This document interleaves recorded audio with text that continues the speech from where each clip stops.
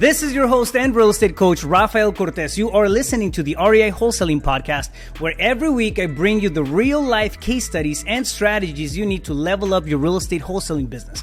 If you haven't done so yet, go to reiwholesaling.com. Again, that's reiwholesaling.com. Sign up and get free access to your Wholesaling 101 course. This free training teaches you step by step everything you need to close your next wholesale deal and start making big money now. We are sitting down with Phillip Vincent. He's the founder of Mom's House, which is an investment company that's based out of St. Louis, Missouri.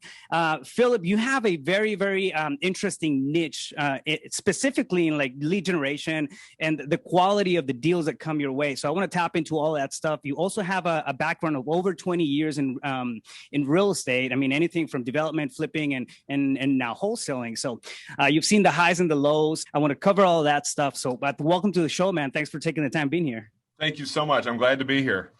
Yeah. So kick us off. Yeah, tell us a little bit about your background, how you got started. Yeah, I always like to say I did this business backwards. I when I was 20 years old, I built my first house. I started off as a developer.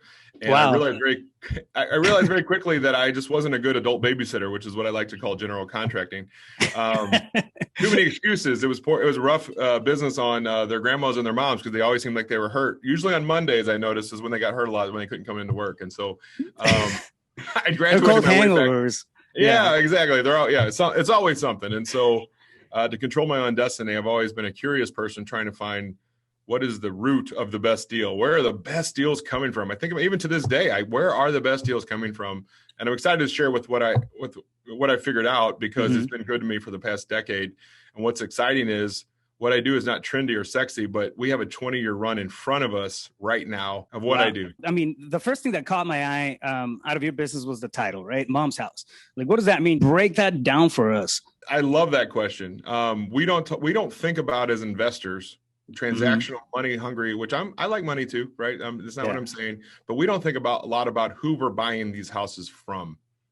What these families are going through. We just know, like, look at the flipping shows. They bought it for 50, put 50 in it and sold it for 150. Yeah. Well, why did that family sell that house for 50? Who was that person? What was happening?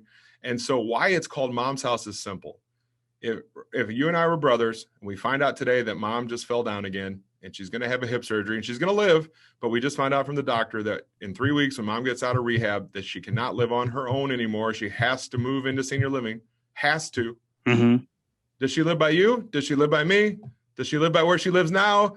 Do we pick the place that's $6,000 a month, the one that's $8,000 a month? Wait a second, mom's pension's only $2,000 a month. How are we going to pay for this? Is it coming out of your pocket or my pocket? You know, we're brothers.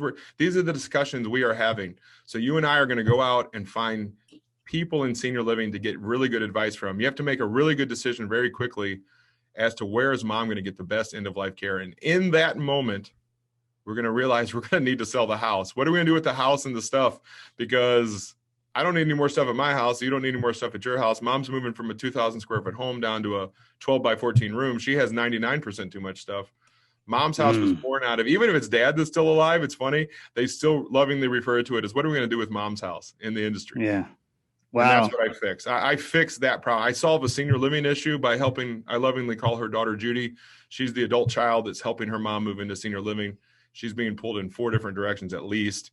And we, the investor, if they have the right heart condition, I want to be clear about that. This is not for everyone because most investors are too transactional. They're only about the dollar and they're not about the love. And I always say I'm in the hugs and kisses business.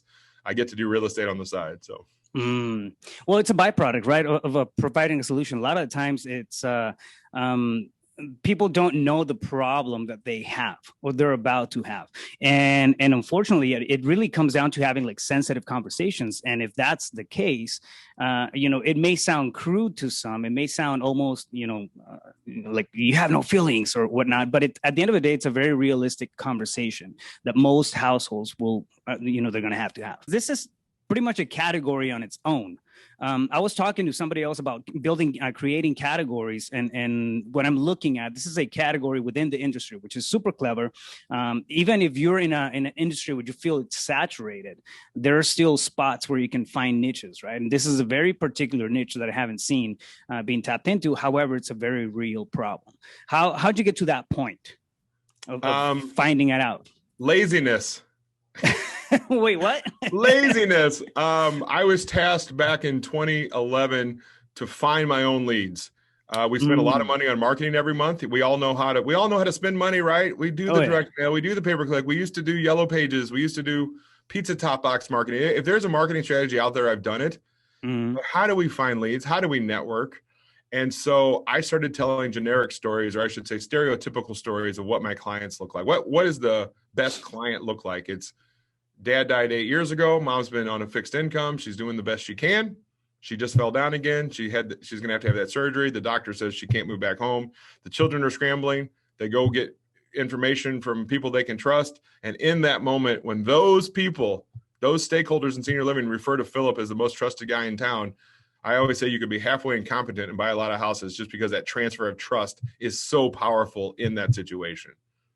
Well, there's also got to be a foundation, right? I mean, it doesn't happen overnight especially when you're building this type of business, which can be, again, somewhat sensitive in its very nature. Right? Usually there's this stigma or connotation towards real estate investors and wholesalers. Now they're out to get the property. They're out to, lowball, and they're out to just steal stuff from people. And there's a negative connotation to it when in reality, when you come to a deal and you have the best interest in mind, right, for those people, and really try to provide a solution, which is what we do, you end up doing something good for them. However, the public does not, kind of absorb it that way. Yes, 100%. And I can't stress enough that most investors, when they hear this podcast, they're going to think that I walk in the front door of a community, I put my hand out and I say, I'm Phillip, I'm an investor, and I buy houses from old people moving into nursing homes. Yeah. In that sentence alone, I just said 3 or 4 things that would blacklist myself if you guys go out and try it to do it that way. Mm-hmm. So the word investor, all they hear is shark. The word realtor is even worse because their crocodile brain shuts down because that's what the industry's been doing for the past 30 years. It's not the solution. It's clean this place out, get this house fixed up. Yes, the market's good right now, but it's really hard. Imagine from across the country trying to rehab a house, how hard that would be. Yeah, especially if you don't have the assets on the floor. So how do you break through that? And I mean, I'm trying to tap into the approach. How do you get through, a stigma so big and you start dominating pretty much a niche within an industry that's saturated? You change what you say. When I show up, I'm not an investor and I'm not a realtor. I might have an investor background. I've been a realtor forever, but that's not what I'm leading with. That's not what's on my business card. I'm a senior transition specialist, and it means something very, very different because I'm coming in and I'm solving these problems. I use, when done correctly, I'm now a tool for the senior living industry. There's about 15 different job titles that have been very successful for me. Where back in 2011, I'd take a lunch with anybody that would take a lunch with me. But in senior living, you guys don't know this yet, but there's guys that sell incontinence products. There's guys that sell wheelchair ramps, ambulatory devices, all these things that are this niche of senior living. And those guys weren't the ones that were best for me. But the 15 I teach about, they consistently give me deals every single day. Like right now, I'm going to go look at a house this afternoon, right? It was the guy called me from, he's in that 3-week window of when he can't move back home. He's saying to himself, how the hell am I going to pay for this? He said, Phil, and it was a referral from a placement agent in senior living, said, I need to call you there. When it's crazy, when they call me, they're like, I need you to buy this house. And he goes, the keys under the mat, tell me what you'll pay. I mean, are you kidding me? I'm in the home buying business. I'm not in the marketing business anymore. My whole business comes to me because I built the relationships with the right people who use me as a tool.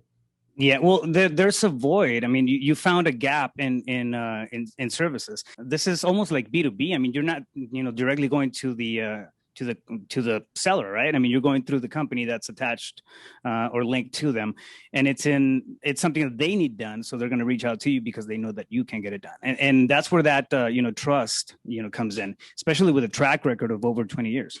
Usually when something has a stigma or something is as sensitive as, dealing with somebody who's going to go to a hospice or adult care facility or anything like that. I mean, that's sensitive conversations, right? Those are hard conversations to have.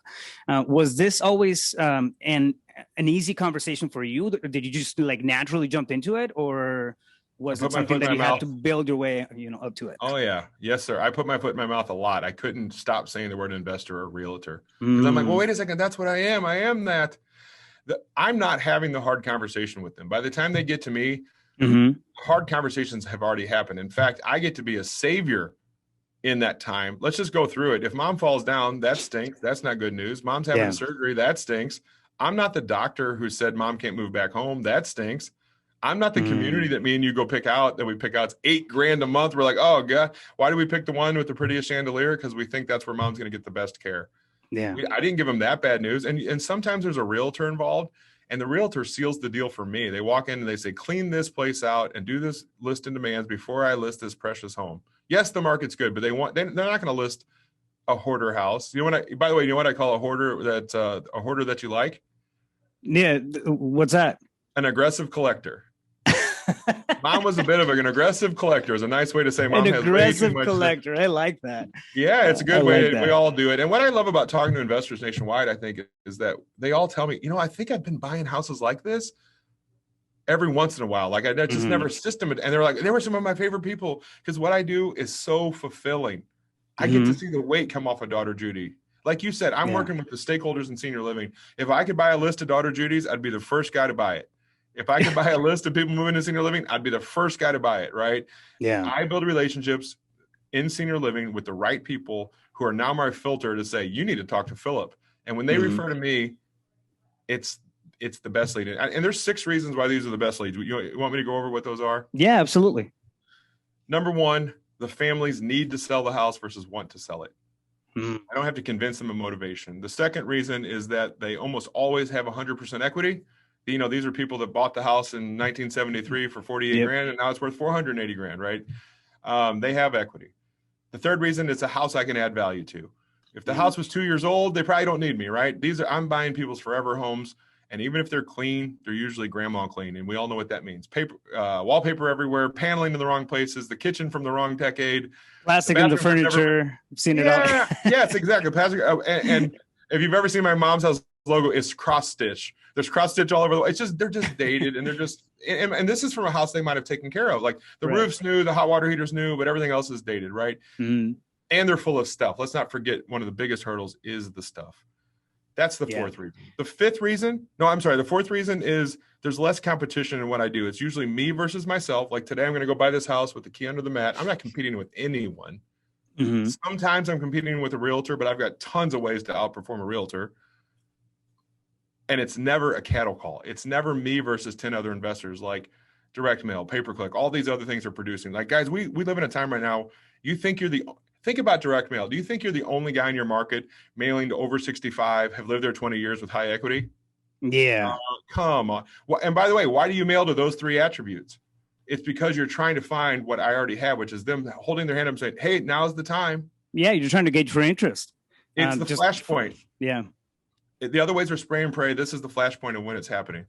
So the 5th reason I think is the most important, when there's a transfer of trust from someone that, in my example of you and me being brothers, when we're going out trying to find really good advice in that short period of time, if we're getting mom's end of life care advice, and they also have a person that can get rid of this other thing that I don't know how I'm going to figure out, they want me. Yeah. They want to talk to me. Well, you've been through the ringer, right? I mean, you've done it, once and twice and all, you've been doing it for 20 years. So they know that you can perform. At the end of the day, that's what I think, if it's a seller, or if it's an agency that you're dealing with, that's what they want to, come to terms with. Like, this guy can get it done. Yeah. Trust. Absolutely. It's the only case I've seen where it's not about the price. It's always about, can you close on the date I want and get rid of these other issues? So you add those 5 reasons together and you're like, okay, Phil, I'm in. I want to work these leads. Yeah. The 6th reason is the cherry on top. These leads are free. Wow. Because I help the stakeholders in senior living to make more money with the clients they already have. By having those conversations and building those relationships, right? Yes, sir. It really comes down to basics. You found a gap in what needed to be done, and you're filling that in. Man. Yes, sir. Yes, sir. How does that become sustainable? I build a nationwide network of people in senior living that send me leads all over the nation. And right now I have a chicken and the egg problem. I have leads coming in nationwide, and I am not nationwide. I'm just in St. Louis. And so I need a bigger boat, right? I need more people. And the problem is I can't just have any old investor. If I just needed an investor in every city, I could have did that in 1 week, 2 years ago when we started this, right? I could have done that easily in 1 week. Yeah, people will raise their hands. Yeah, absolutely. And who wouldn't work those 6 attributes, right? Right. The problem is it's a different heart. It's a different mindset. Can you put daughter Judy first and help her with all of her problems and then be the real estate guy? The money's there. The money is there. These are the best deals I've ever worked. You heard those 6 attributes, but can you be not so transactional, and can you have a little love in your heart? It's not for everyone, and that's okay. It's my goal to only work with the right people. And so I do this 3-day training, and it's 3 days of just drinking out of a fire hose because there's so much. I mean, this could be a 3-week training, 3-month training. I mean, I've been doing this for 10 plus years now, just in the senior living, and I want to empower people to build relationships. Sometimes people tell me I can't build relationships. And then I always say, do you ever buy houses from a wholesaler? And they're like, yeah, I do all the time. And I said, well, how did you meet that wholesaler? They're like, well, I networked. I said, well, do you ever buy from a realtor? They're like, yeah, all the time. But how did you find that realtor? Oh, I networked. So people are networking. We're just not networking with the right people yet. Mm-hmm. And then you want to know even better too, what's the problem with both a realtor and a wholesaler? They're in the real estate business. So business after a while, keyword, yeah, they're in our business. And after a while, they're going to get rid of us or replace us or shop us around or all this. All my people in senior living are always going to be in senior living. I'm their tool. They use me all the time. I don't know what the lifetime value of these relationships are yet, because I'm still doing deals right now with people I've met in 2011. So imagine sending a postcard in 2021 that you get a deal in 2031. It sounds ludicrous to say that out loud, but that's what's happening right now. Well, that's a pretty good return on investment, especially with the rate of responses in direct mail. Exactly. But it jokes aside, I mean, it really comes down to having that capacity to network, and I think you gave you threw out a very important word, which is empower. Empowering not only comes from to or into the space of the client, but also like the different agencies. Sometimes the assumption can be like, these are big companies. These are they have it all figured out. They got to have a system for the reality is that, a lot of them don't. A lot of them just got to the size, and now they have multiple homes and they have a ton of clients and everything, and they still have gaps in service that we can come in and then fulfill. That's right. Yeah. I love it, man. That's an incredible model. So tell me a little bit about what it takes to build up a company like the one you have. I mean, you started 20 plus years ago. I'm kind of gearing a little bit into the mindset side of things, and the entrepreneur strategy. When you came in, you started developing stuff, right? And then you started backwards per se. How did you get to the point where, okay, cool, this is the sweet spot, this is how I find it? How'd you get rid of the excess weight in the business and got it to the point where you're performing now? Consistency is a big one. I was doing it wrong a lot. I put my foot in my mouth a lot at the beginning. And I think that's why I created the training, is that I can speed somebody's learning curve up to basically inside of a month if they come correct. You have to come correct. You said it, you've been hinting around to it a lot of times. I don't care if you bought 100 houses a year or not. That's not what I want. Can you present yourself as trustworthy? Will you do what you say? I just need investors nationwide. All I need them to do is do what they say. And that's so hard for this industry. And so I think I put people in 2 different categories in my training.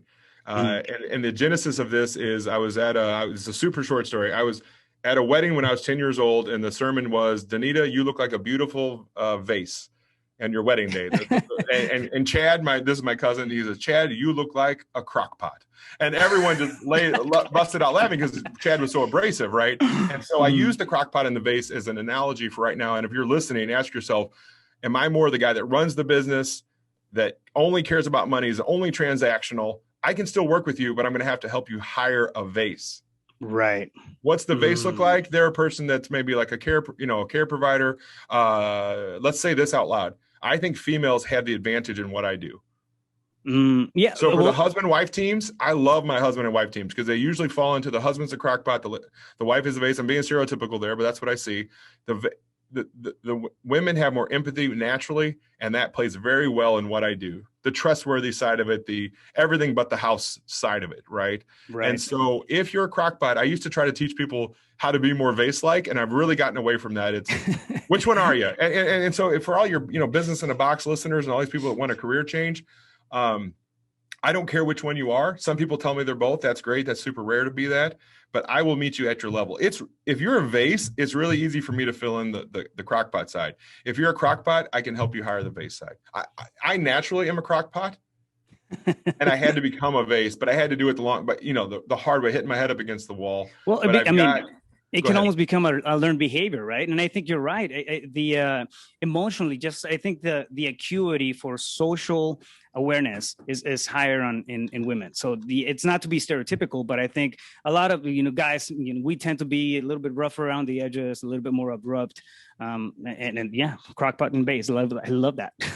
Me too, and it's helped my business a lot because I used to try to convince people to change, and I don't think the leverage doesn't lose its spots very often, right? And so if you're a crockpot listening going, I need a vase, there is someone in your city right now that makes $30,000 a year as a care manager, makes nothing, that knows everyone in town, that is the right person, could springboard this thing, and I can help you get that person to build this the right way. What does that look like?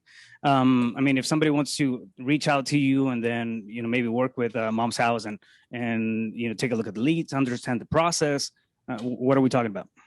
You can find me on Facebook under Mom's House. We have a big Facebook page online on Facebook. Facebook already said that. My email is phillip@momshouse, or, obviously just go to momshouse.com. If you want to know more about the actual training, you just go to momshouse.com/3day, the number 3 DAY. And we'll have that all that stuff on the show notes. You've been through the ringer, you've been through the ups and downs of real estate investments and entrepreneurship. Altogether, right? Because it's really a journey, man. It's a roller coaster from the point where you kick it off and decide to build a house, at 20 years old, to the point where you're at right now, and you find this big void that's in the space that nobody else has seen, and you tap into it, and then you crush it there. Give me the top 3 biggest lessons that you've learned along the way? Get knocked down 8 times, get up 9. Love it. Try to fish where there's not other people in the pond. It's a fool's errand to try to be like everyone else. If you're, it's going to be hard to be successful if you're a lemming. If you're following everyone else, it's going to be hard to be successful. How do you stand out in a crowded market? What business are you building is my best advice I can give you. I know people doing 200 houses a year. I wouldn't trade places with them because they have 100 employees and they work 100 hours a week. Yeah. No way. I talk to, 10 families a month and I buy 3 or 4 houses locally. Well, that's a month. So yeah, that's an easy 10 highly motivated sellers. I don't work as many hours. I work a lot of hours on Mom's House right now, but not my personal business because it's built to a point that it comes to me. So the question I have for anyone, this is a mindset piece. What business are you building? And what I mean by that is, can you build the life you want and then build a business around that, which is usually the opposite of the way most people think about life. Life by design, right? It really comes down to it. What are we really looking for? I think we often jump into it thinking financial independence, financial freedom, right? Yes, but financial freedom can come at a cost of time freedom if we don't, play the cards right. So there's got to be somewhat of a balance, somewhat of a sweet spot in there. And I think, it's a very, very doable thing to find that sweet spot depending on the type of life that we all want to have as individuals. I love it, man. Fam, thank you for listening. Every week I bring you the real, the raw, the mindset, the case studies, and the strategies you need to build your own successful real estate wholesaling business. So if you haven't done so yet, make sure to hit that subscribe button and don't miss out on real life experience and information that can make you millions. It's time to join the ranks of successful wholesalers and real estate entrepreneurs like the one you just heard, and take advantage of one of the biggest opportunities that we have in our lifetime to generate wealth. So go to reiwholesaling.com, head over to my website, again, that's reiwholesaling.com, and learn how to make big profits, make big money by finding, negotiating, and closing wholesale deals from your own backyard. You've heard the stories, seen the case studies. Stop thinking about it. It's time to write your own. Again, head over to reiwholesaling.com, click on coaching program, book a discovery call, have a conversation with my team, and you might get an invitation to join hundreds of students throughout the country who are leveling up on a daily basis. The writing is on the wall. Hustle is a season. It's not a business strategy. take action, start building a sustainable and scalable real estate wholesaling business, and join the coaching program today. I will catch you guys on the next one. Talk to you soon. Stay focused. You got this.